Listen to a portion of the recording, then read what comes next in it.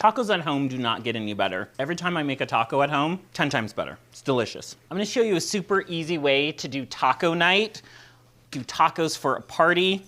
I have a bunch of ground beef here. This is about 6 pounds. We're just gonna put the ground beef just like this in the crock pot. And you don't really need to stir or do anything. I just kind of press it down a little bit. If you had the more flat packed ground beef, I would just dump it in and you don't really even need to disturb it much. I made my own custom taco seasoning blend, and per pound, I'm gonna do about 1/4 cup. So it seems like a lot of seasoning, but you want a lot of flavor in here. Now this spice blend I have doesn't have any salt in it, so it's just a lot of ground up chilies, cumin, garlic, and onion.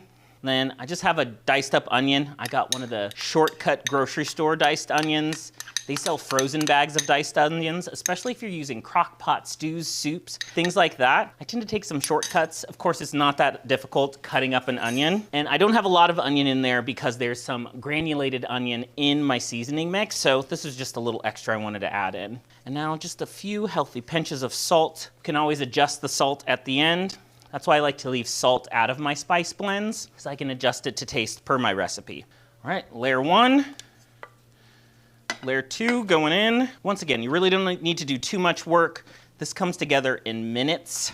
I love a slow cooker, set it and forget it kind of meal. And things taste so much better when they spend a long time cooking. The meat gets to break down. All those flavors get to combine. It'll taste 10 times better than just sauteing it on the skillet, and it's a whole lot less work. So I'm gonna finish up with my spice blend. And there we go. Taco meat just about done. Now I like using my own spice blend. Of course you can get pre-made spice blends, but if you're making a ton of taco meat, if you're doing taco night multiple nights throughout the month, making your own blend is gonna be super affordable. Buy the bulk spices, mix it once, and then you have a go-to spice mix, ground beef, and just let it go low and slow for about 8 hours. I didn't need to seal it. I just like doing that. It just makes me feel cool, like we're suited up.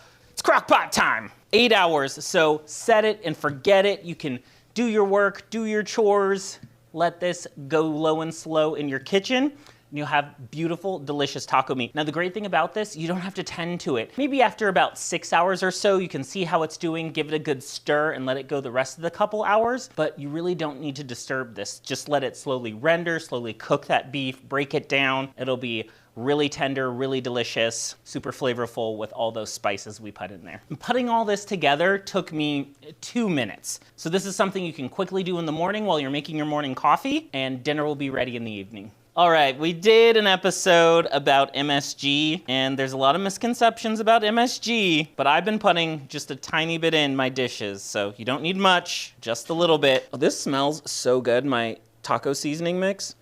I can smell the cumin in there. I can smell the garlic. And those chili powders are just so fragrant. Sweet, spicy. Yes, chili peppers can be a little sweet, a little tangy, a little kick, a little spice. Speaking of dinner, it's 8 hours later and we're ready to eat. I've got my taco toppings ready to go. Those can be prepped ahead of time. I started out with 80-20 ground beef. I like that little bit of extra fat and flavor. You can always skim this off after it's done cooking, that little layer of fat. I usually just mix it in and it's just part of the dish, part of the flavor. Or you could use a leaner ground beef. I would add a little moisture, maybe a little chicken broth, a little water, something like that. If you're using a leaner meat, just so it has some moisture in there as it cooks. If you want to get rid of some of the oil, all you have to do is just skim it off the top and you have your ground meat. I just kind of use a slotted spoon and use it as is. But look at this. 8 hours later, this came out absolutely perfect. This is just regular ground beef. You can get the affordable stuff. You can do a better quality beef. That's what I love about these recipes. You can use what makes sense to you.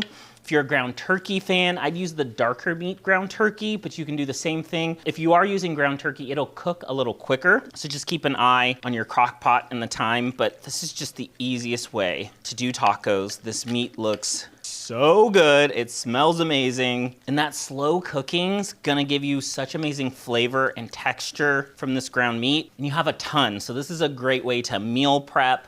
You can transform this into other dishes. But tonight, we're having taco night. This is amazing for potlucks. any kind of gathering, party. I love the slow cookers with the latching lids for easy transportation. So you can have this cook, bring it to work, bring it to your office, bring it to a party. Just let some of that juice drain off, put it in my shell. Now I am a cheese on the meat person instead of cheese on the top. I like it when it gets melty right in the middle in the meat layer. A little lettuce, took a shortcut there, got the pre-shredded lettuce. For taco night, it's just a shortcut I love to take. But you can get just a head of iceberg, some romaine, chop that up, super easy. Any toppings you want, tomatoes, salsa, onions, hot sauce. Now that is the perfect quick taco any night of the week for a party, any occasion. Tacos at home do not get any better. You go out to have a taco, they're good. Every time I make a taco at home, 10 times better. It's delicious. Ooh, so juicy. These are incredible.